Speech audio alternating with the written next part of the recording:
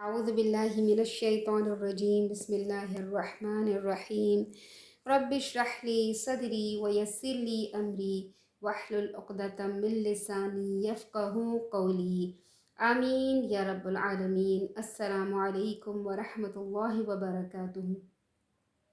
بعض عیسائی عقیدہ تثلیث یعنی ٹرینٹی پہ بلیو کرتے ہیں. ٹرینٹی کا مطلب ہے کہ تین کو خدا مانتے ہیں. ایک تو اللہ کو خدا مانتے ہیں، نمبر دو نعوذ باللہ حضرت مریم علیہ السلام کو خدا مانتے ہیں، اور پھر حضرت عیسیٰ علیہ السلام کو خدا مانتے ہیں. تین کو خدا مانتے ہیں. اللہ تعالیٰ اس بات پر سخت ناراض ہوتے ہیں. سورہ مریم کے آخر میں اللہ تعالیٰ فرماتے ہیں اور کہتے ہیں کہ اللہ بیٹا رکھتا ہے. ایسا کہنے والو، یہ تو تم بڑی بری بات زبان پر لائے ہو. قریب ہے اس جھوٹ سے آسمان پھٹ پڑے اور زمین شک ہو جائے اور پہاڑ پارا پارا ہو کے گر پڑے کہ انہوں نے اللہ کے لیے بیٹا تجویز کیا، اور اللہ کے لائق نہیں ہے کہ وہ کسی کو بیٹا بنائے. وہ جو تمام آسمانوں اور زمین میں ہے سب اللہ کے روبرو بندے ہو کر آئیں گے. اس نے ان سب کو اپنے علم سے گھیر رکھا ہے، یعنی اللہ تعالیٰ کو سب علم ہے، کون کہاں ہے، کس حالت میں ہے. ایک ایک کو شمار کر رکھا ہے، ایک ایک کی گنتی کر کے رکھی ہے، اور سب قیامت کے دن اسی کے سامنے اکیلے اکیلے حاضر ہوں گے. اولاد ہونا اللہ کے شان کے لائق نہیں، کیونکہ ہر چیز اس کی مخلوق ہے اور اس کے دست قدرت کے تحت ہے. اس کے لیے اولاد کا عقیدہ رکھنا اتنا بڑا جرم ہے کہ اس کی وجہ سے آسمان پھٹ جائے، زمین تہس نہس ہو جائے، پہاڑ ریزہ ریزہ ہو جائیں تو بالکل مناسب ہوگا. اولاد تو ہم انسانوں کو چاہیے ہوتی ہے. کیوں؟ تاکہ ہمارا نام چلے، ہماری جائیداد سنبھالنے والا کوئی ہو اور بڑھاپے میں کوئی ہمارا سہارا بنے. اللہ تعالیٰ کو تو نہ کسی سہارے کی ضرورت ہے، اور اللہ تعالیٰ نہ کبھی کمزور ہوگا نہ کبھی بوڑھا ہوگا.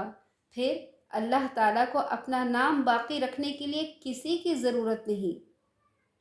نہ جائیداد کا وارث چاہیے، کیونکہ زمین اور آسمان کی تمام جائیداد صرف اللہ ہی کی ہے.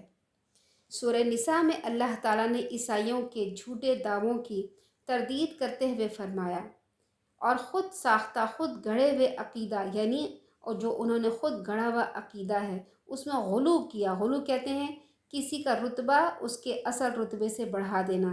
تو حضرت عیسیٰ علیہ السلام اللہ کے بندے اور پیغمبر تھے، ان کا رتبہ بڑھا کر انہوں نے نعوذ باللہ اللہ تعالیٰ کا ان کو بیٹا بنا دیا. اس کے علاوہ حضرت مسیح علیہ السلام کو اللہ کا بندہ اور اس کا رسول، اور ان کی والدہ کو اللہ کی نیک اور پاک باز بندی تسلیم کیا جائے. پھر قرآن میں اللہ تعالیٰ نے حضرت عیسیٰ علیہ السلام کے لیے روح اللہ کا لفظ استعمال کیا ہے. اس کا مطلب ہوتا ہے، روح اللہ کا مطلب ہوتا ہے اللہ کی روح. اس کا کہنے کا مطلب یہ نہیں کہ یہ اللہ کی روح کا نعوذ باللہ کوئی ٹکڑا ہے، بلکہ اللہ تعالیٰ نے ان کو عزت دینے کے لیے فرمایا کہ یہ اللہ کی روح ہیں. جیسے ہم خانہ کعبہ کو عزت دینے کے لیے کیا کہتے ہیں؟ بیت اللہ، اللہ کا گھر، مگر وہاں اللہ رہتا تو نہیں ہے. اسی طرح سے ناقۃ اللہ کا لفظ قرآن میں آیا ہے، یعنی اللہ کی اونٹنی. اس کا مطلب یہ تو نہیں کہ نعوذ باللہ اللہ کی اونٹنی اللہ تعالیٰ چلاتے پھرتے ہیں، نعوذ باللہ ایسی بات نہیں، بلکہ صرف مقام، یعنی اونٹنی کی مقام اور مرتبہ اور اس کی عزت کے لحاظ سے فرمایا، اور اس کو اللہ تعالیٰ نے اپنی طرف منسوب کیا. اسی طرح سے حضرت عیسیٰ علیہ السلام کو روح اللہ کہنے کا مقصد یہ ہے کہ اللہ کی پیدا کی ہوئی ایک مقدس اور محترم روح. پھر اللہ کا بیٹا ہونے کا عقیدہ بعض اور لوگ بھی کرتے ہیں، جیسے یہودی اور عرب کے جو مشرک لوگ تھے، جو بتوں کے پجاری تھے، وہ بھی عقیدہ رکھتے تھے کہ نعوذ باللہ اللہ تعالیٰ کے اولاد ہے. اللہ تعالیٰ فرماتے ہیں سورہ توبہ میں، یہود کہتے ہیں کہ عزیر اللہ کے بیٹے ہیں، اور عیسائی کہتے ہیں کہ مسیح اللہ کے بیٹے ہیں. اللہ تعالیٰ فرماتے ہیں یہ ان کے منہ کی باتیں ہیں، یعنی اپنے منہ سے کہہ رہے ہیں.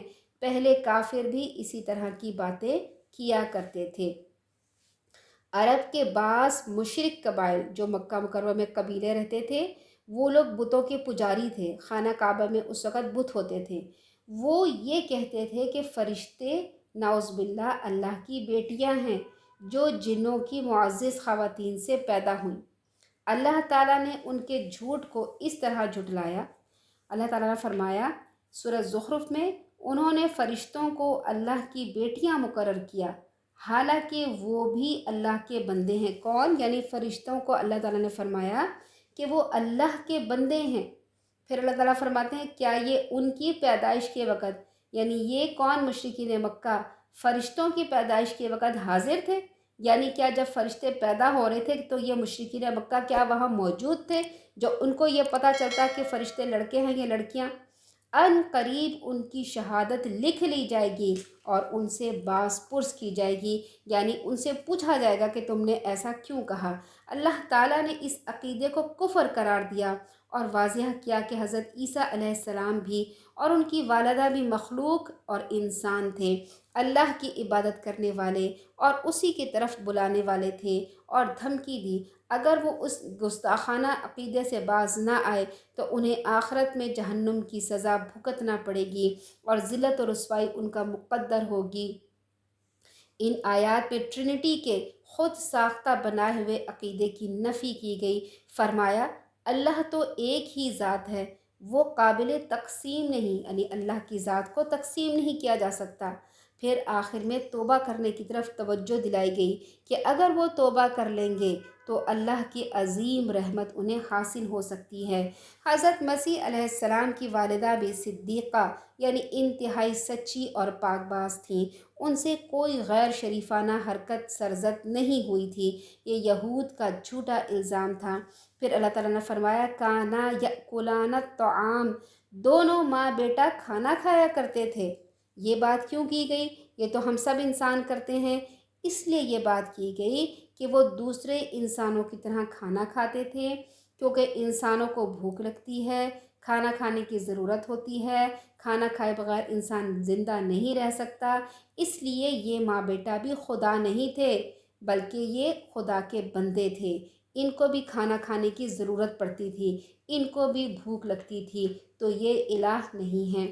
جب قیامت کا دن حساب کتاب کا ہوگا تو اللہ تعالیٰ حضرت عیسیٰ علیہ السلام کو کھڑا کر کے سوال کریں گے۔ اللہ تعالیٰ حضرت عیسیٰ علیہ السلام سے سوال کریں گے۔ کیا کریں گے سوال؟ سورہ مائدہ میں فرمایا ہے اے عیسیٰ ابن مریم، کیا تو نے ان لوگوں سے کہہ دیا تھا کہ اللہ کے علاوہ مجھے اور میری ماں کو بھی معبود قرار دے لو؟ یعنی اللہ تعالیٰ حضرت عیسیٰ علیہ السلام سے پوچھیں گے کیا تم نے ان عیسائیوں کو کہا تھا کہ مجھے اور میری والدہ کو معبود بنا لو؟ تو حضرت عیسیٰ علیہ السلام نہایت ادب سے عرض کریں گے میں اس سے تجھ کو پاک سمجھتا ہوں کہ تیرا کوئی بھی شریک ہو۔ مجھ کو کسی طرح یہ جائز نہ تھا کہ میں ایسی بات کہتا جس کے کہنے کا مجھے کوئی حق نہیں، کیونکہ یہ صرف تیرا حق ہے کہ اپنی عبادت کا حکم دے۔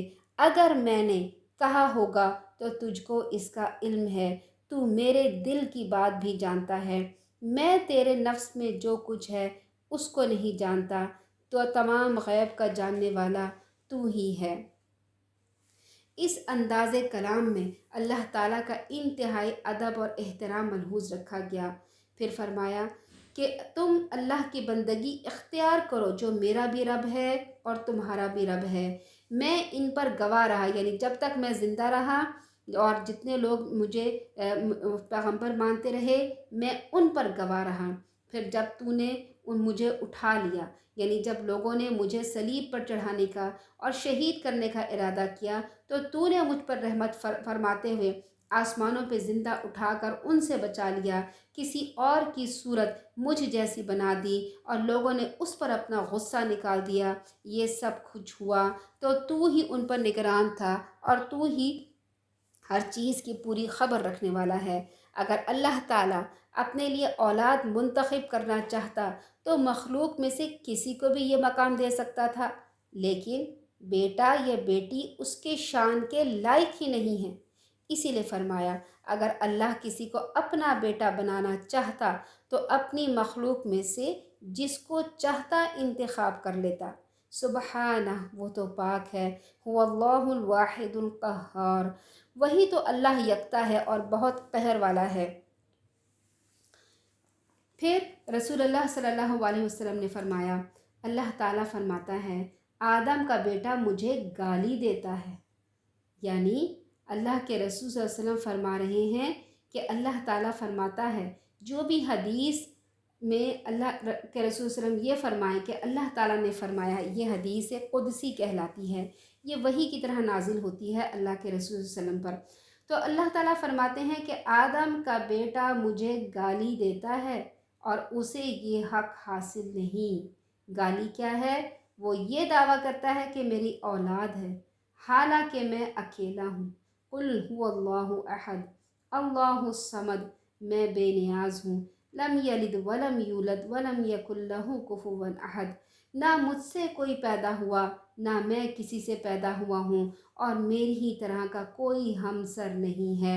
نبی اکرم صلی اللہ علیہ وسلم نے فرمایا کوئی ایسا نہیں جو اپنی توہین سن کر اللہ سے زیادہ برداشت کر سکے، اللہ سے زیادہ صبر کرنے والا کوئی نہیں۔ لوگ کہتے ہیں اس کی اولاد ہے، اللہ تعالیٰ اس بات پر صبر کرتے ہیں، ان کو فوراً عذاب نہیں دیتے، وہ پھر بھی انہیں رزق دیتے رہتے ہیں اور عافیت میں رکھتے ہیں۔